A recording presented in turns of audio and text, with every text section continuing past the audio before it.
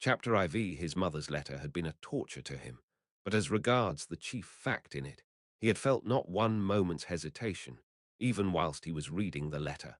The essential question was settled, and irrevocably settled, in his mind. Never such a marriage while I am alive, and Mr. Lusian be damned. The thing is perfectly clear, he muttered to himself, with a malignant smile anticipating the triumph of his decision. No, mother, no, Downier, you won't deceive me. And then they apologize for not asking my advice and for taking the decision without me. I dare say. They imagine it is arranged now and can't be broken off, but we will see whether it can or not. A magnificent excuse. Pyotr Petrovitch is such a busy man that even his wedding has to be in post-haste, almost by express.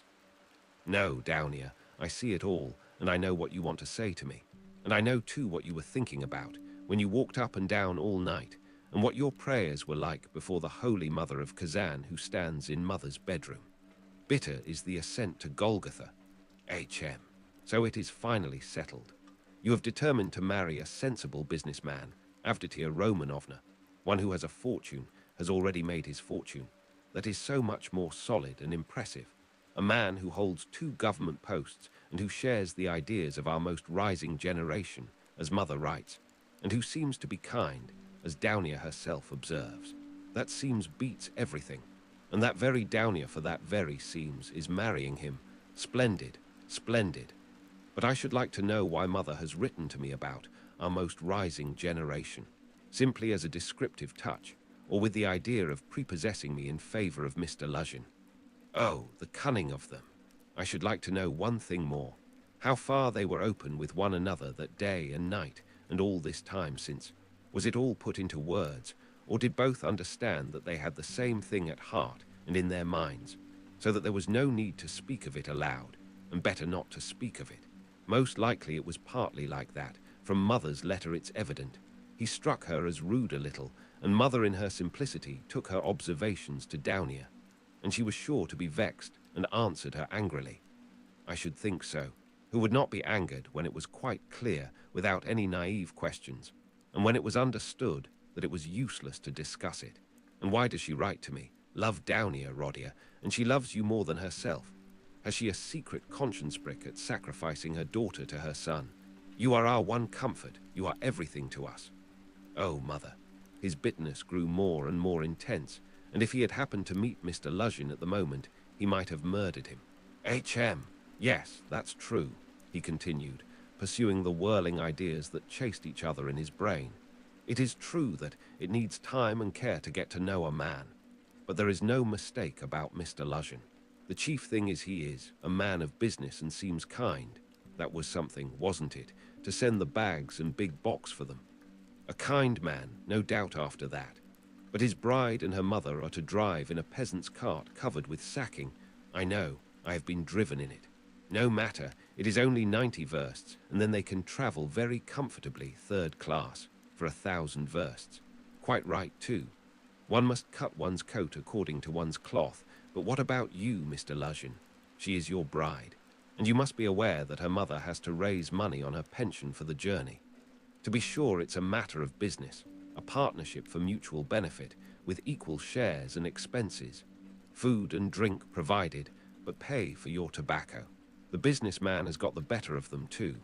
The luggage will cost less than their fares, and very likely go for nothing. How is it that they don't both see all that, or is it that they don't want to see? And they are pleased. And to think that this is only the first blossoming, and that the real fruits are to come. But what really matters is not the stinginess, is not the meanness, but the tone of the whole thing. For that will be the tone after marriage. It's a foretaste of it. And Mother too, why should she be so lavish? What will she have by the time she gets to Petersburg? 3 silver rubles or 2, paper ones, as she says. That old woman. HM. What does she expect to live upon in Petersburg afterwards? She has her reasons already for guessing that she could not live with Downier after the marriage, even for the first few months. The good man has no doubt let slip something on that subject also, though Mother would deny it. I shall refuse, says she. On whom is she reckoning then? Is she counting on what is left of her 120 rubles of pension when Afanasy Ivanovitch's debt is paid? She knits woolen shawls and embroiders cuffs, ruining her old eyes. And all her shawls don't add more than 20 rubles a year to her 120. I know that. So she is building all her hopes all the time on Mr. Luzhin's generosity. He will offer it of himself. He will press it on me. You may wait a long time for that. That's how it always is with these Schilleresque noble hearts. Till the last moment, every goose is a swan with them. Till the last moment, they hope for the best and will see nothing wrong. And although they have an inkling of the other side of the picture, yet they won't face the truth till they are forced to. The very thought of it makes them shiver. They thrust the truth away with both hands, until the man they deck out in false colors puts a fool's cap on them with his own hands. I should like to know whether Mr. Luzhin has any orders of merit. I bet he has the Anna in his buttonhole, and that he puts it on when he goes to dine with contractors or merchants. He will be sure to have it for his wedding, too. Enough of him, confound him. Well, Mother, I don't wonder at it's like her, God bless her, but how could Downia? Downia, darling, as though I did not know you. You were nearly 20 when I saw you last. I understood you then. Mother writes that Downia can put up with a great deal. I know that very well. I knew that 2 years and a half ago, and for the last 2.5 years I have been thinking about it, thinking of just that Downia can put up with a great deal. If she could put up with Mr. Svidrigailov and all the rest of it, she certainly can put up with a great deal. And now Mother and she have taken it into their heads that she can put up with Mr. Luzhin, who propounds the theory of the superiority of wives raised from destitution and owing everything to their husband's bounty, who propounds it, too, almost at the first interview. Granted that he let it slip, though he is a sensible man. Yet maybe it was not a slip at all, but he meant to make himself clear as soon as possible. But Downia. She understands the man, of course, but she will have to live with the man.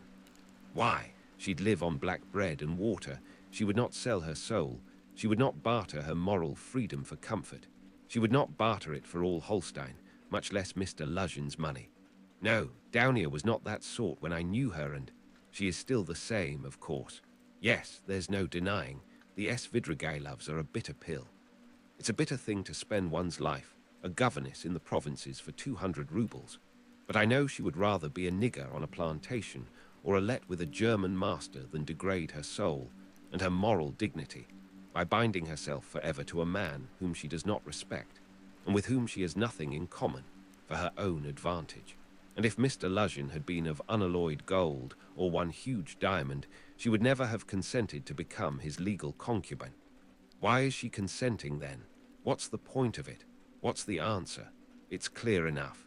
For herself, for her comfort, to save her life, she would not sell herself, but for someone else she is doing it. For one she loves, for one she adores, she will sell herself. That's what it all amounts to. For her brother, for her mother, she will sell herself. She will sell everything. In such cases, we overcome our moral feeling if necessary. Freedom, peace, conscience even, all are brought into the market. Let my life go, if only my dear ones may be happy. More than that, we become casuists. We learn to be Jesuitical, and for a time maybe we can soothe ourselves. We can persuade ourselves that it is one's duty for a good object. That's just like us. It's as clear as daylight. It's clear that Rodion Romanovich Raskolnikov is the central figure in the business, and no one else. Oh, yes, she can ensure his happiness, keep him in the university, make him a partner in the office, make his whole future secure. Perhaps he may even be a rich man later on, prosperous, respected, and may even end his life a famous man. But my mother, it's all Rodia, precious Rodia, her firstborn, for such a son who would not sacrifice such a daughter. Oh, loving, over-partial hearts. Why, for his sake we would not shrink even from Sonia's fate. Sonia Marmeladov, the eternal victim so long as the world lasts. Have you taken the measure of your sacrifice, both of you? Is it right? Can you bear it? Is it any use? Is there sense in it? And let me tell you, Downia, Sonia's life is no worse than life with Mr. Luzhin. There can be no question of love, Mother writes. And what if there can be no respect either, if on the contrary there is aversion, contempt, repulsion, what then? So you will have to keep up your appearance, too. Is not that so? Do you understand what that smartness means? Do you understand that the Luzhin smartness is just the same thing as Sonia's, and maybe worse, viler, baser. Because in your case, Downier, it's a bargain for luxuries after all. But with Sonia, it's simply a question of starvation. It has to be paid for, it has to be paid for, Downier, this smartness. And what if it's more than you can bear afterwards, if you regret it? The bitterness, the misery, the curses, the tears hidden from all the world, for you are not a Marfa Petrovna. And how will your mother feel then? Even now she is uneasy, she is worried, but then, when she sees it all clearly, and I, yes, indeed, what have you taken me for? I won't have your sacrifice, Downier. I won't have it, mother. It shall not be so long as I am alive. It shall not, it shall not. I won't accept it. He suddenly paused in his reflection and stood still. It shall not be. But what are you going to do to prevent it? You'll forbid it. And what right have you? What can you promise them on your side to give you such a right? Your whole life, your whole future, you will devote to them when you have finished your studies and obtained a post. Yes, we have heard all that before, and that's all words, but now something must be done now, do you understand that? And what are you doing now? You are living upon them. They borrow on their 100 rubles pension. They borrow from the Svidrigailovs. How are you going to save them from Svidrigailovs, from Afanasy Ivanovich Varashin, oh, future millionaire Zeus who would arrange their lives for them? In another 10 years. In another 10 years, mother will be blind with knitting shawls, maybe with weeping too. She will be worn to a shadow with fasting. And my sister. Imagine for a moment what may have become of your sister in 10 years. What may happen to her during those 10 years? Can you fancy? So he tortured himself, fretting himself with such questions, and finding a kind of enjoyment in it. And yet all these questions were not new ones suddenly confronting him. They were old, familiar aches. It was long since they had first begun to grip and rend his heart. Long, long ago his present anguish had its first beginnings. It had waxed and gathered strength. It had matured and concentrated until it had taken the form of a fearful, frenzied and fantastic question which tortured his heart and mind, clamoring insistently for an answer. Now his mother's letter had burst on him like a thunderclap. It was clear that he must not now suffer passively, worrying himself over unsolved questions, but that he must do something, do it at once, and do it quickly. Anyway, he must decide on something, or else. Or throw up life altogether, he cried suddenly in a frenzy. Accept one's lot humbly as it is, once for all, and stifle everything in oneself, giving up all claim to activity, life, and love. Do you understand, sir? Do you understand what it means when you have absolutely nowhere to turn? Marmeladov's question came suddenly into his mind, for every man must have somewhere to turn. He gave a sudden start. Another thought that he had had yesterday slipped back into his mind. But he did not start at the thought recurring to him, for he knew, he had felt beforehand, that it must come back. He was expecting it. Besides, it was not only yesterday's thought.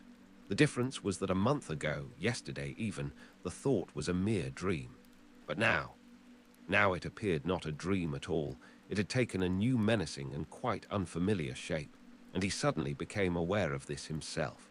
He felt a hammering in his head, and there was a darkness before his eyes. He looked round hurriedly. He was searching for something.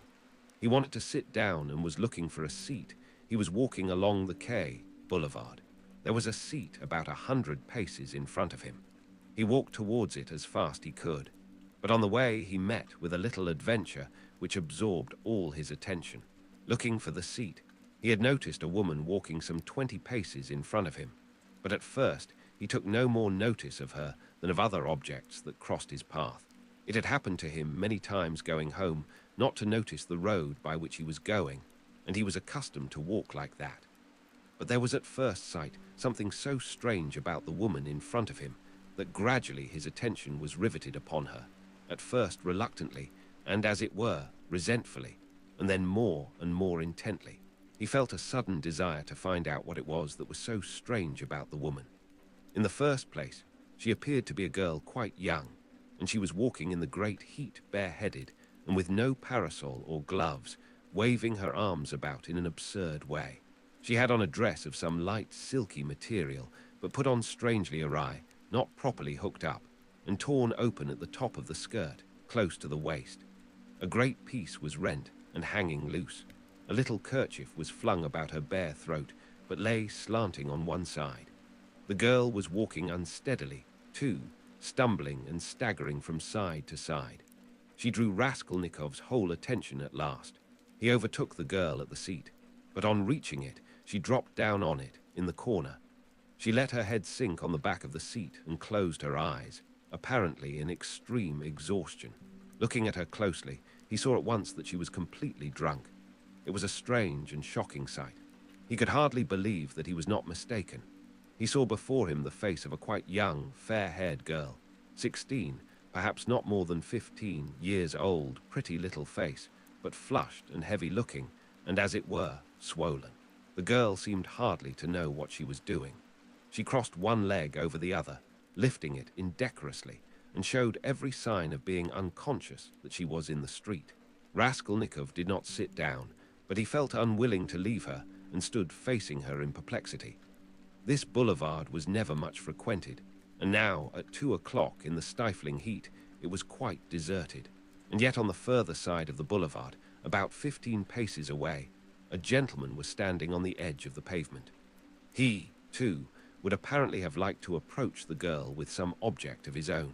He, too, had probably seen her in the distance and had followed her, but found Raskolnikov in his way.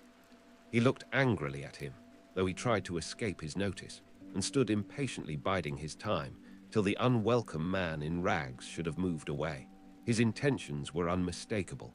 The gentleman was a plump, thickly set man, about 30, fashionably dressed, with a high-color, red lips and moustaches. Raskolnikov felt furious. He had a sudden longing to insult this fat dandy in some way.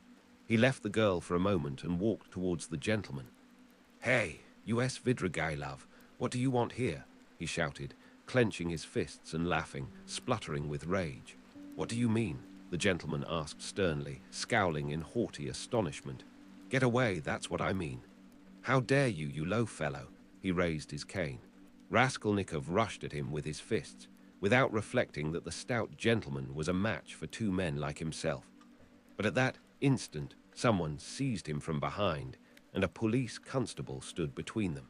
"That's enough, gentlemen. No fighting, please, in a public place. What do you want? Who are you?" he asked Raskolnikov sternly, noticing his rags.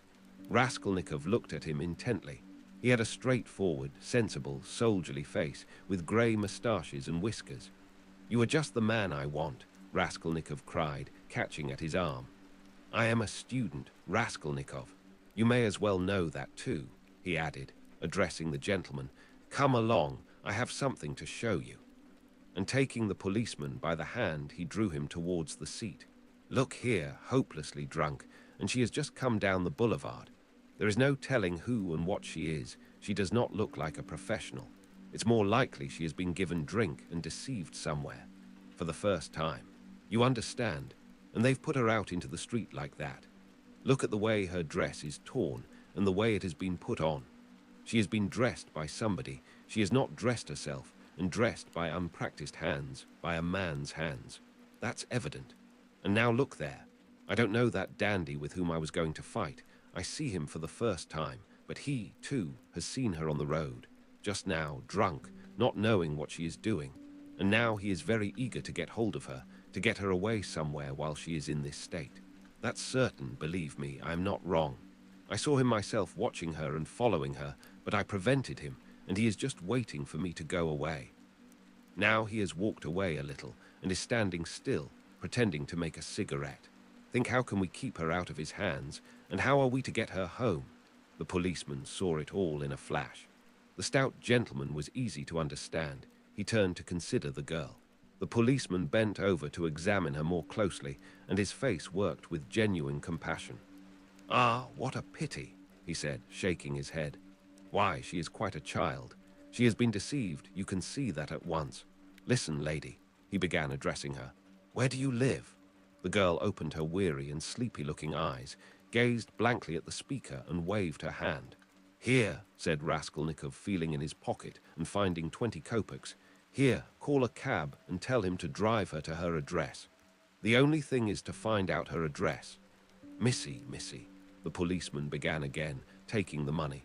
"I'll fetch you a cab and take you home myself. Where shall I take you, eh? Where do you live?" Go away. They won't let me alone, the girl muttered, and once more waved her hand. Ach, how shocking. It's shameful, Missy, it's a shame.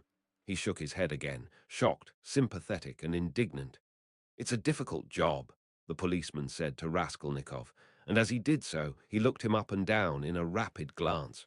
He, too, must have seemed a strange figure to him, dressed in rags and handing him money. Did you meet her far from here? He asked him. I tell you she was walking in front of me, staggering just here in the boulevard. She only just reached the seat and sank down on it. Ah, the shameful things that are done in the world nowadays. God have mercy on us. An innocent creature like that, drunk already. She has been deceived, that's a sure thing. See how her dress has been torn too. Ah, the vice one sees nowadays. And as likely as not she belongs to gentlefolk too, poor ones maybe. There are many like that nowadays. She looks refined too, as though she were a lady. And he bent over her once more. Perhaps he had daughters growing up like that, looking like ladies and refined, with pretensions to gentility and smartness. The chief thing is, Raskolnikov persisted, to keep her out of this scoundrel's hands. Why should he outrage her? It's as clear as day what he is after. Ah, the brute, he is not moving off. Raskolnikov spoke aloud and pointed to him. The gentleman heard him and seemed about to fly into a rage again, but thought better of it and confined himself to a contemptuous look. He then walked slowly another 10 paces away and again halted. Keep her out of his hands we can, said the constable thoughtfully, if only she'd tell us where to take her, but as it is. Missy, hey, Missy. He bent over her once more.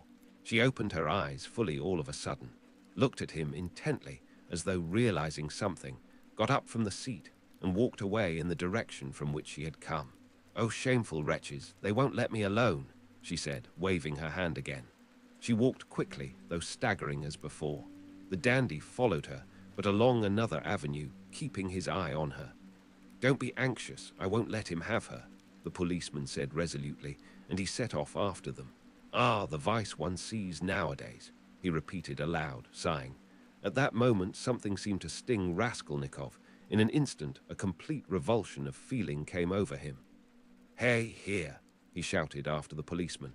The latter turned round. Let them be. What is it to do with you? Let her go. Let him amuse himself. He pointed at the dandy. What is it to do with you? The policeman was bewildered and stared at him open-eyed. Raskolnikov laughed. Well, ejaculated the policeman with a gesture of contempt, and he walked after the dandy and the girl, probably taking Raskolnikov for a madman or something even worse. He has carried off my 20 kopecks, Raskolnikov murmured angrily when he was left alone. Well, let him take as much from the other fellow to allow him to have the girl, and so let it end. And why did I want to interfere? Is it for me to help? Have I any right to help? Let them devour each other alive. What is it to me? How did I dare to give him 20 kopecks? Were they mine? In spite of those strange words, he felt very wretched. He sat down on the deserted seat. His thoughts strayed aimlessly. He found it hard to fix his mind on anything at that moment. He longed to forget himself altogether, to forget everything, and then to wake up and begin life anew. Poor girl, he said, looking at the empty corner where she had sat.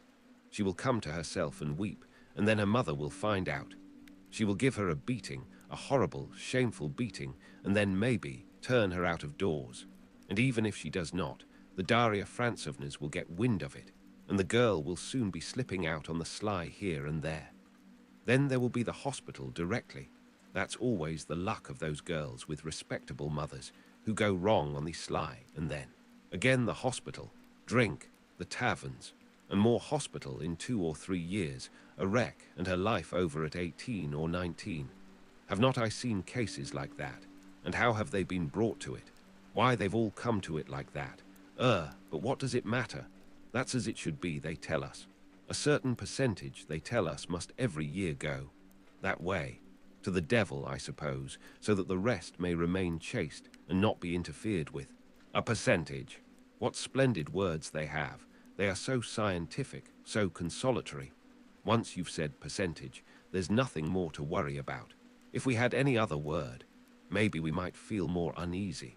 But what if Downier were one of the percentage, of another one if not that one? But where am I going? he thought suddenly. Strange, I came out for something. As soon as I had read the letter, I came out. I was going to Vasilievsky Ostrov, to Razumihin. That's what it was. Now I remember. What for, though? And what put the idea of going to Razumihin into my head just now? That's curious. He wondered at himself.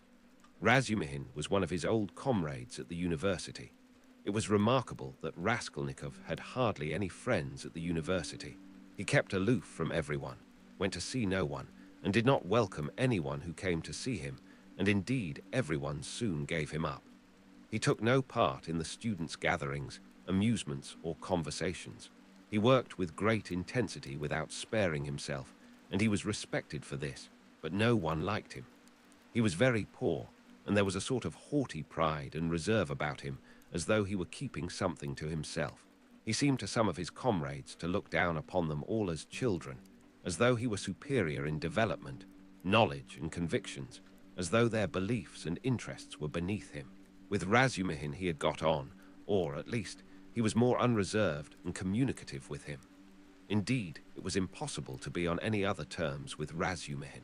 He was an exceptionally good-humored and candid youth, good-natured to the point of simplicity, though both depth and dignity lay concealed under that simplicity.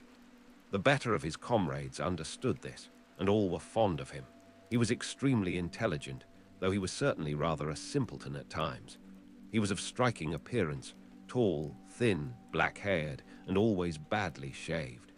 He was sometimes uproarious, and was reputed to be of great physical strength.